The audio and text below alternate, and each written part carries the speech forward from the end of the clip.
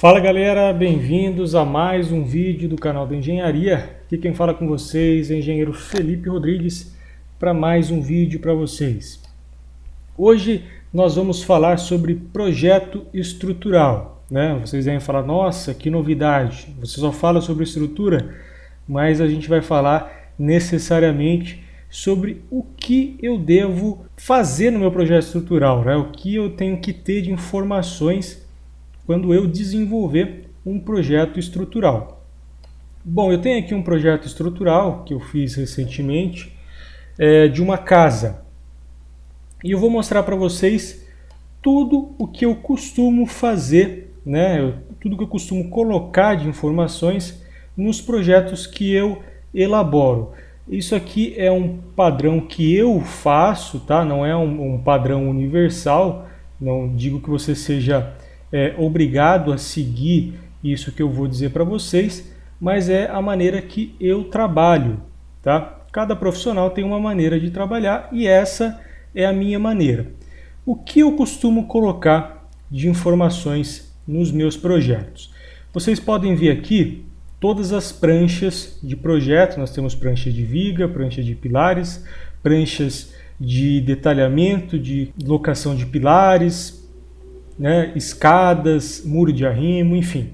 O que eu costumo colocar de informações? Vamos colocar aqui, começar primeiro com o desenho inicial, né, que é o desenho que vai primeiramente para a obra, que são os desenhos de locação da fundação e dos pilares em si, né? Isso daqui é um desenho de locação de fundações e de estacas, né? Aqui eu fiz uma fundação dessa casa, são 3 pavimentos. Eu fiz estacas, blocos sobre estacas, né? Temos aqui blocos de 3 estacas, blocos de 4 estacas, de 2 estacas e blocos de 1 estaca. Eu geralmente faço o dimensionamento da fundação manualmente. Eu não gosto de utilizar softwares porque eles não são difíceis de trabalhar na questão de tipo de solo, enfim. Alguns softwares eles entendem de uma maneira defeituosa os dados que a gente insere em relação ao tipo de solo, enfim, ele dá uma dimensão, acredito eu, que exagerada da fundação. Né? Eu nunca parei para, de certa forma, estudar o software em relação à fundação para ajustar ele. Então, o tempo que eu demoro para ajustar o software, eu calculo na mão. Eu só pego as cargas, né, provenientes do software e faço o dimensionamento da fundação na mão, que é muito mais rápido. É uma maneira que eu gosto de trabalhar. Então, aqui nós temos a alocação dos blocos de fundação e também tem a alocação das estacas, né? O que é muito importante, você tem que fazer a alocação das estacas em relação aos eixos universais dos pilares. O mesmo eixo que você utiliza para os pilares e para os blocos, você vai fazer a alocação das estacas, com as cotas aqui, para a pessoa que vai fazer a perfuração das estacas conseguir fazer a marcação no local correto, porque as estacas são a primeira etapa da obra, depois da terraplanagem, lógico. Muitas vezes a terraplanagem é até feita depois das estacas, em algumas obras aí, né? Então, é uma das primeiras etapas da obra, então você deve sim fazer a locação desses elementos estruturais no seu projeto. Então aqui nós temos a alocação de todas as estacas, foram 36 estacas para esse projeto.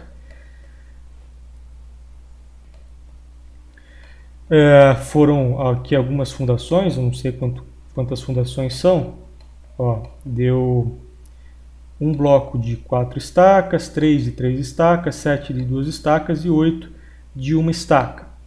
Aqui tem um detalhamento da concretagem da estaca, qual o diâmetro que a gente vai concretar, o detalhamento aqui do tipo de solo, o nível d'água, a profundidade e a resistência do concreto. Temos também essa indicação dos níveis que eu tenho para minha fundação, né? A fundação, a primeira aqui, nascendo em menos 2,97, aqui em menos 40, o meu nível 0, que é o térreo, mais 2,95, mais 3,5, enfim, tenho aqui indicação dos níveis, né? Uma informação que poucas pessoas colocam e que facilita bastante a execução da obra, porque aí a pessoa já sabe o nível exato que vai ocorrer a fundação, que vai ocorrer a laje acabada dos pavimentos, o que evita aí alguns erros de execução. Temos aqui detalhamento do bloco de fundação, com bitola, espaçamento. Temos aqui o detalhamento do bloco também, né, o tamanho do bloco, o espaçamento entre as estacas. Temos aqui também o volume de concreto que vai ser utilizado, majorado em 10%. Eu costumo colocar em todos os meus desenhos um detalhe 3D, né, em pelo menos 2 posições, para a pessoa conseguir olhar aqui na prancha 2D e já se localizar aqui no 3D. É um costume que eu tenho, não é obrigatório fazer, né? Mas na minha visão, facilita muito quem faz o estudo aqui dos projetos. É uma leitura mais leve, né? A pessoa está enxergando aqui em 3D, ela consegue, de uma maneira mais fácil e rápida, encontrar o que ela deseja no projeto. Nós temos também aqui uma legenda, né? Nessa legenda você pode colocar aqui os seus dados, né? O seu nome, o nome do seu escritório, endereço, telefone, e-mail. Temos aqui o tipo de projeto, no caso aqui é um projeto de fundação, nome do cliente, obra, né? O tipo de obra, local da obra e o assunto do projeto, locação de blocos e estacas, forma de fundação. Data, a escala do desenho e a numeração do desenho, que é a numeração 1. Eu sempre coloco o projeto de fundação como sendo 1. E o projeto de locação de forma eu coloco sempre como sendo o último antes dos projetos específicos. Então esse aqui é o projeto de locação de forma. Vejam só, também tenho aqui um desenho 3D, um pouquinho menor, né? Mas eu tenho a locação de todos os pilares por pavimento. Aqui é um pavimento de subsolo, aqui é o pavimento térreo, pavimento piso, e tenho a locação de pilares, locação de vigas, informando a seção da viga e a numeração, e a indicação de pilar que continua, pilar que nasce. Lembra do meu último vídeo que eu fiz lá sobre lançamento de estrutura no SketchUp? Que tinha lá um pilar que nascia numa viga? É esse pilar aqui, é aquele mesmo projeto que eu fiz o exemplo do SketchUp. Então, esse pilar aqui nasce em cima dessa viga em balanço, né? Inclusive, eu vou até mostrar a armadura para vocês depois, como ela se comporta. Vejam só aqui a locação do piso 2, né, de pilares e vigas. Eu costumo colocar também, aqui como nesse último caso, nesse último pavimento nós temos vigas invertidas, eu coloco um detalhe típico de como armar uma viga invertida, né, com armadura de suspensão, qual é a bitola dessa armadura, qual é o espaçamento, enfim. E esse é o detalhamento do projeto de forma, né, onde o projeto de forma é onde eu coloco a locação dos pilares e locação das vigas, as lajes que eu estou colocando, a direção dessas lajes, aqui no caso é uma laje pré-fabricada, né, então eu tenho que obrigatoriamente colocar as direções. Se tivesse negativos aqui, eu também faria a indicação dos negativos. E esse aqui é um projeto de forma. Eu também tenho projetos de pilares. Como que é um projeto de pilar? Aqui é um projeto típico de pilar. Ó. Aqui é o pilar P1, P5, P7, que são pilares iguais. Eu tenho aqui a indicação dos arranques, como eu tenho que fazer esses arranques aqui. Geralmente a gente pode pedir esses arranques separados, né? E já ir fazendo a instalação junto aos blocos de fundação, que facilita aí a nossa vida na execução. Temos aqui o detalhamento da seção típica do pilar, com o estribo, qual a barra e bitola que eu estou utilizando. E aqui informações deste pilar. Concreto vai ser o concreto de 30 MPa, tamanho de agregado máximo de 15 milímetros. Aqui temos uma área de forma, cobrimento do concreto e a escala do desenho. Tá? Isso aqui é tudo gerado automático pelo software de dimensionamento. Dependendo do software que você trabalha, ele já vai dimensionar para você. Né? Então isso aqui é um detalhe típico de pilar. Aqui também tem a tabela de armaduras, né? Ele vai indicar para você os estribos, o tamanho do estribo, o tamanho de barra, tudo certinho aqui. Lógico que isso vai depender do software que você está trabalhando, né? Então todos esses pilares aqui fazem parte dessa mesma obra. Vejam só quantos detalhes de pilares e quantas pranchas eu tenho que fazer, né? Aqui são os pilares da platibanda, né? São pilares menores. Todos eles com tabela de montagem, tudo certinho. Coloco também esse carimbo aqui, ó, verificar medidas no local, para que o cara não confie sempre no que ele está comprando lá. Por exemplo, ele compra a armadura de alguma empresa e essa empresa faz sobre o projeto, mas pode fazer alguma coisa errada, né, alguma medida errada, e aí coloco para a pessoa sempre conferir as medidas. Aqui é um projeto de viga, né?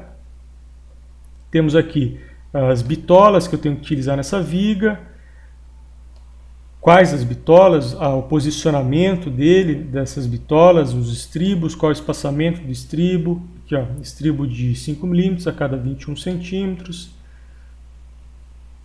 Né? Então isso é um projeto típico de viga. Deixa eu encontrar aquela viga que está com pilar na ponta para vocês verem como é que ficou aqui, ó. Essa viga que está com o pilar na ponta, vejam só. Aqui está o pilar.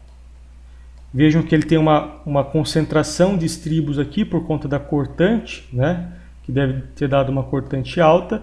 E temos aqui essas armaduras negativas, né? Que foi feito um gancho aqui na ponta para conseguir resistir a essa carga de tração, que deu uma carga bem alta por ser uma carga concentrada na ponta dessa viga em balanço. Então deu 5 barras de 12,5 milímetros, 3 barras em uma camada e mais 2 barras na segunda camada. Então essa é a viga que está com o pilar nascendo na ponta dela, né? Desmitificando aí aquela questão de que em obras aí não é comum a gente ver pilares nascendo em viga. Você pode fazer desde que você dimensione de acordo, né? Então isso aqui é um projeto de viga. Falamos de projeto de viga, projeto de pilar, projeto de forma de fundação, projeto de forma de pilares e vigas, e também temos projetos de escada, né? Aqui é um projeto de uma escada simples, né? De 2 lances com um patamar intermediário. Então aqui ele vai indicar as armaduras, qual é o espaçamento dessas armaduras, a indicação aqui da maneira correta de fazer a colocação dessa armadura, né, para não dar empuxo no vazio, a gente dividir essas barras aqui quando a gente tem uma angulação negativa, né, a armadura aqui do patamar, como é que a gente deve fazer. E também um esqueminha em 3D, né? Aqui é uma outra escada, uma escada de um lance só, com patamar intermediário, e também o detalhamento aqui dessa escada. Escada raramente vai mudar esse tipo de detalhamento aqui, porque é coisa bem básica de se calcular, né? E aí nós temos um projetinho também de muro de arrimo. Aqui é um muro de arrimo de bloco armado, né? Também é um muro de arrimo que eu fiz meio bem simples, né? Indicação aqui dos painéis, de quantos blocos a gente está falando, qual é as armaduras, os grautes aonde estão posicionados, aonde tem canaleta, né, que ele chama de cinta. Então, esses são os projetos. Lógico que, por exemplo, você pode pegar um projeto que não tem escada, um projeto que não tenha muro de arrimo, né? Mas essas são as informações que você deve colocar nos seus projetos, né? Basicamente, você tem que ter um projeto de fundação, né? Obrigatoriamente, um projeto de forma, né? Com a distribuição dos pilares, distribuição das vigas, os projetos das vigas, né? De todas as vigas, com indicação aqui, ó, por exemplo, vigas V1, V2, V3 do térreo. Aqui nós temos vigas V4, V5, V6 do térreo, né? Colocar sempre o assunto nomeando os itens que tem naquela prancha para a pessoa não ficar tendo que abrir todas as pranchas para procurar o que ele está necessitando. Então vejam só, tudo isso daqui é um único projeto estrutural. Vejam só quantas pranchas eu preciso para fazer um projeto estrutural. São 27 pranchas, né? No caso desse projeto, deu 27 pranchas entre fundação, detalhamento de pilares, detalhamento de vigas, forma de pavimento, escada e muro de arrimo. Tá? Foram 27 pranchas e várias horas de trabalho entre fazer toda aquela distribuição dos elementos estruturais, fazer a concepção da estrutura, depois lançar no software, checar as informações do software, fazer checagens de forma manual, fazer alterações nas armaduras. Tudo isso aí tem que ter um preço, né? Então, por isso que você não pode cobrar barato para fazer um projeto, né? Ah, mas é um amigo meu, eu vou fazer barato porque é amigo. Não, você tem que cobrar o certo, porque é o seu trabalho e lógico que você não vai fazer um trabalho meia boca. Mesmo se você cobrou barato, você vai ter que fazer um trabalho bem feito, porque é o seu nome que está em jogo. Então cobre o preço certo, né, o preço justo para ambas as partes e faça um trabalho bem feito, seja reconhecido por isso. Né? Não seja aquele tipo de profissional que é lembrado por ser barato, seja o profissional que é lembrado por ser bom, né? Por ser bom no que faz. Então isso daqui é um projeto, é um padrão de projeto que eu costumo elaborar. Quer ver como que fica a plotagem de um projeto desse aqui? Ó, eu vou plotar esse projeto aqui em PDF para vocês verem como é que fica. Escolher aqui A1. Né? Já está configurado em PDF. Vou selecionar aqui a janela. Vou dar um preview. Vejam só, olha como que fica o projeto plotado. As informações, o projeto 3D. Né? Deixa eu plotar aqui em PDF para ver como é que fica.